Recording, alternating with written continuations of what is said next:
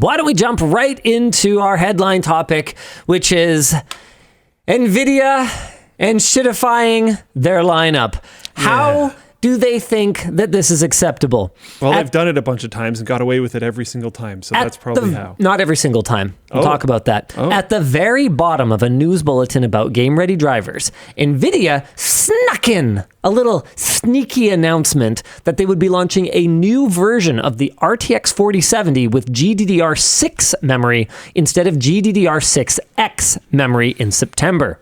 This, they said, would only reduce memory bandwidth from 504 gigabytes per second to 480 gigabytes per second. Reducing bandwidth, though. Which NVIDIA says shouldn't impact performance. However, none of the new variants clearly indicate on the box that they are inferior to other 4070s in this small but significant, and I guarantee you, measurable way. Now, NVIDIA has done this many times in the past where they've made a small change to a product, whether it is, and sometimes it actually doesn't affect anything. Like you probably remember back in the day that you'd want to try and get like the 8800 GT with the Samsung memory instead of the SK Hynix, or you know, vice versa, or whatever, you know, whichever memory fab was making the chips that would overclock the best back then. Absolutely. But in terms of stock operation, they would run at exactly the same speed. It was only overclockers that were interested in these little differences. And you can totally, and miners, of course, moving sort of later on. And while there's obvious business advantages and real justifications for dual sourcing parts, I mean, Apple even has dual sourced SoCs, for example, in their iPhones. Samsung has done it many times in their Galaxy flagships.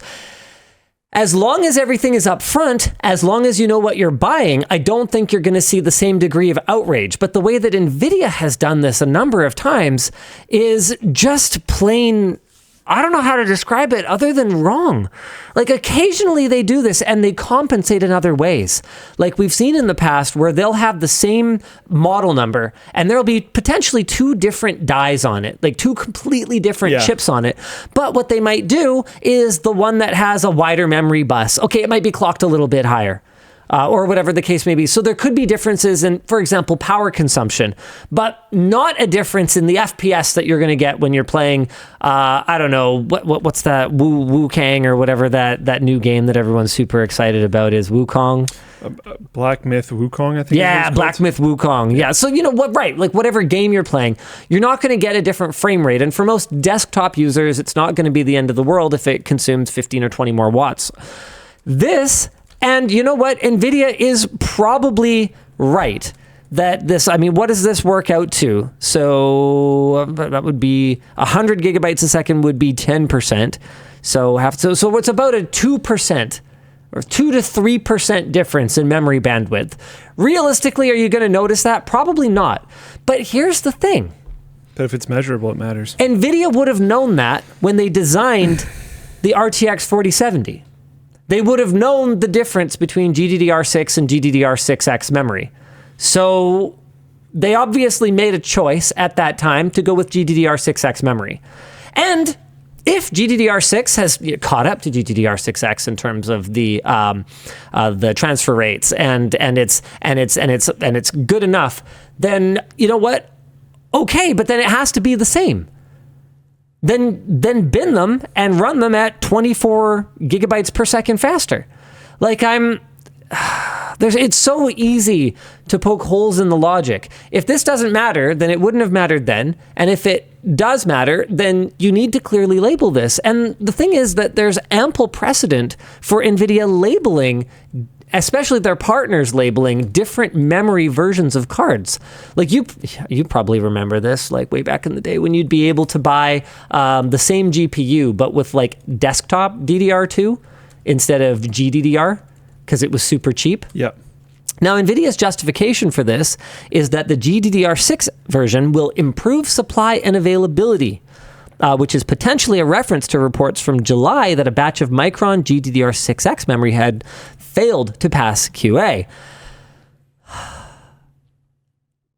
But to me, this is just such a clear cut and dried case of NVIDIA needing to differentiate these cards. I'm really annoyed. What would make you happy? Do you think this matters? I think it matters because Here comes a controversial take. Yeah, Frame V. I don't think you can give someone something that is lesser than what has been not only advertised, but released to reviewers. So if people look up reviews of this thing, they will see a specific, and the amount that it's different is almost irrelevant to me because you're opening a door, right? For this to be able to happen again in the future. And then what, are you going to measure it every time? No, it's a little ridiculous. You have to say if it's okay or not okay. So I think it's not okay because this has been tested, reviewed. People are making purchasing decisions off of what is now incorrect information. There is variance in between cards in regards to overall performance. And I could see that honestly being almost more impactful than this change in some scenarios. Yep. But I don't But that's care. the thing is they could stack. Yeah. You could get the worst die and you could get the lower memory. Yes. And all of a sudden that plus or minus a couple percent from Is one getting card to a the little next bigger. is a little wider. Yeah. And I don't like that. I think at the very, like, if you have to make a change like this, just call it something slightly different and make it cheaper. And the thing is that NVIDIA has shown, the fact that they're not even giving a discount. There's no discount. What are you even Even doing? if it's like $10. And they've shown time and time again that they are willing to communicate differences in products. I mean, look back at the light hash rate cards, the ones that had the borked mining capabilities. Yeah. Don't tell me, you guys, that you're not willing to communicate about a product revision. Yeah. And it doesn't even need to be communicated in like a bad way because it isn't a very significant difference. Exactly. So you don't have to call it like the bad version or whatever. And it doesn't need to be a huge price drop, but just like throw people a couple bones. Yep. And call it something slightly different. So there's a little bit of differentiation. It can even still be 4070. Yeah, It's 4070 something. 4070 light, 4070. Yeah, sure. I don't know. 4070 something. I don't have a creative name for it right now. Yeah, I'm trying to remember. It's not even that light. What's their face? ATI used to use SE. And it was for special edition, obviously, but the community called it slow edition because everyone knew that usually they were downgraded in some way. Yeah. And so it's like there's precedent for this. There's so much precedent for this. What there isn't, I shouldn't say there isn't precedent for it. No, actually, I don't think there is a precedent for just releasing a slower card and calling it exactly the same thing. This type of stuff has happened with like SSDs, but GPUs, Yes. I don't think so. I don't think this has been. So we're opening up a new box here. Yeah, it's not good. I'm pretty frustrated, and the only thing that makes me happy about this is the fact that it happened right on the eve of our video coming out about this. That is pretty good. Because I see people talking in the chat right now about times that NVIDIA has bamboozled them. Here, what am I looking? Yeah, Archer PL in Floatplane chat says 1063 gig was a fail and my biggest tech purchase mistake. And as we were working on this video on NVIDIA's scummy naming schemes, both the writer and I had personal stories of times when NVIDIA's crappy naming had fooled them. I've been fooled. I mean, we don't come into this hobby, we don't come into this industry knowing everything. And for me, it was when I bought my Athlon XP system way back in the early 2000s because I was an ignorant consumer. And when you're first starting out, I feel like it's so easy for people to be gatekeepery and elitist and like, oh, you should have known better than to believe anything you read on User Benchmark. Everybody knows that, right? Like, It's like definitely not a lot of people actually use that site. no, people don't know, right? And the SEO. Continuing to trash on it is cool because that'll help get the word out. But Yeah. tons of people use that But site. don't attack the user. Don't attack the ignorant user who's new. So, I was still learning the ropes in terms of which sites could be trusted and how to make my way through the marketing names into the actual tech specs. And so I bought a motherboard. I spent, I think it was like $20 or $30 extra or something like that on a motherboard that had onboard graphics because there were different versions of NVIDIA's Enforce 2 motherboard chipset. yeah, I know this One without onboard graphics graphics and one that had GeForce 4 MX graphics. And looking at that as a consumer, the latest version of GeForce that you could buy in an add-in card for like, wow, those are like $600 or $700. That's crazy. So I can get this motherboard that's just $30 extra, and it has just the last generation built right onto it, GeForce 4 instead of GeForce 5. Well, that's great. At least I'll be able to game. It supports the version of DirectX that I need to play this game. Right? You got to put yourself in the mindset of somebody who doesn't actually know anything about this yet. Yeah. And so I bought a motherboard with GeForce 4 MX graphics, only to realize much later that GeForce 4 MX is almost a one-for-one copy-paste of GeForce 2. It wasn't even remotely modern. Like, the whole thing was just fake bullcrap. And to be clear, GeForce 4 MX was leaps and bounds ahead of what Intel had for onboard graphics back then. So it's not like I couldn't play my Warcraft 3 on it. But what I didn't get was what I thought I was getting, what the name represented. And so we pretty much, it's a great video. You guys are going to want to watch it. We kind of run through everything that, not everything, but we run through some key highlights of times that NVIDIA has advertised one thing and delivered another. And there's a couple of recent ones that are really bad, basically. The 3056 gig is really the one that, or was it the 36? Yeah, I think it was the 3056 gig was the one that really stood out to us as being particularly awful because it was 2 years in between the original card and the cut down version. And they call it just 3066 gig. So they differentiate only by RAM. But the GPU is different, right? And because they launched, no, the GPU is the same for this one. But the, I'm trying to remember all the different things that are different. No, the clock speed is cut way down.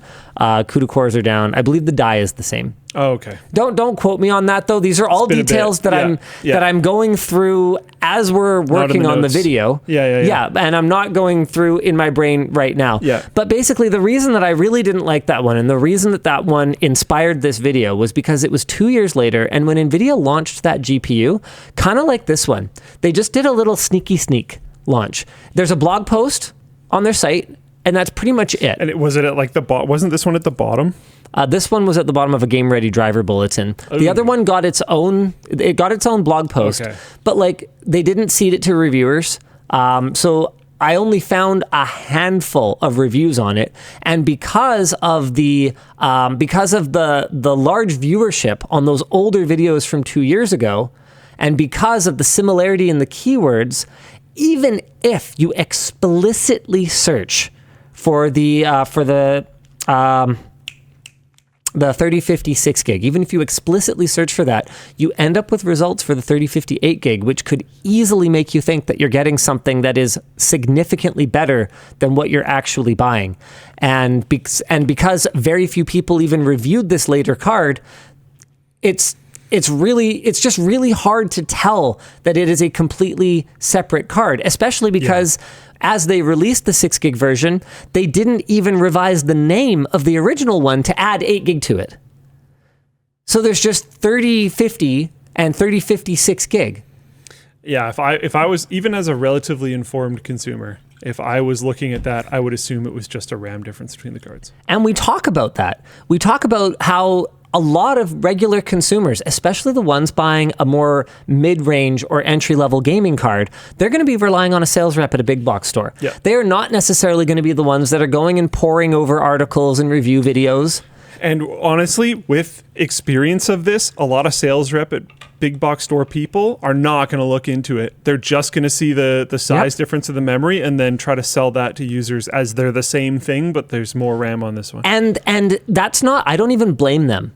Because if you could be even a fairly knowledgeable sales rep, and if you were just a little bit out of date, like you used to be able to buy cards that were the exact same cards. 8800 GTS is an example. It was available with 320 megabytes or 640 megabytes of VRAM. And if you weren't running at a high resolution, So you weren't going to buy 2 of them and run them in SLI and hook them up to a 1600p monitor or whatever else. If you weren't doing that, the 320 megabyte version performed exactly the same. There's also like ever expecting a like minimum wage sales rep to go above and beyond just reading the card is like. And so even if they had some of that knowledge and knew, oh yeah, the bigger frame buffer is more important if you're going to run it at high resolution or if you're going to install a bunch of texture mods and stuff like that, they could still end up misleading the customer. Yeah. So the fact that this was done so quietly is, I guess, what demonstrates that NVIDIA knows that what they're doing is wrong, right? Yeah. Like it's like when your kids are, watching TV, right? If they know they're not supposed to be doing it, the volume's way down, So you come in, you're like, hey, you're not supposed to be watching TV. Oh, no, I didn't know. Okay, well, why is the TV muted and you're watching with subtitles? You don't do that normally. Right? Like this is one of those things where I feel like this is something that happened. Actually, my kids are really good. I'm maybe talking about my own childhood here. Okay. Gotcha. Yeah. Now, are they really good, or have they just learned very well how to hide things? I really doubt that. Yeah. No. Because, look, they don't have to ask permission to, watch TV when I'm sleeping in. So they can't, get busted for that. Is that, a fun rule that you have? If you sleep in too long, they just do whatever until you wake up? Not do and then whatever. Rules, turn on when you wake up? They can't do whatever, but it's a little more loosey-goosey if I need a morning sleep in. Yeah. That's kind of fun. That's why Saturday morning cartoons existed, right? So you got to continue the tradition. Saturday morning, do whatever.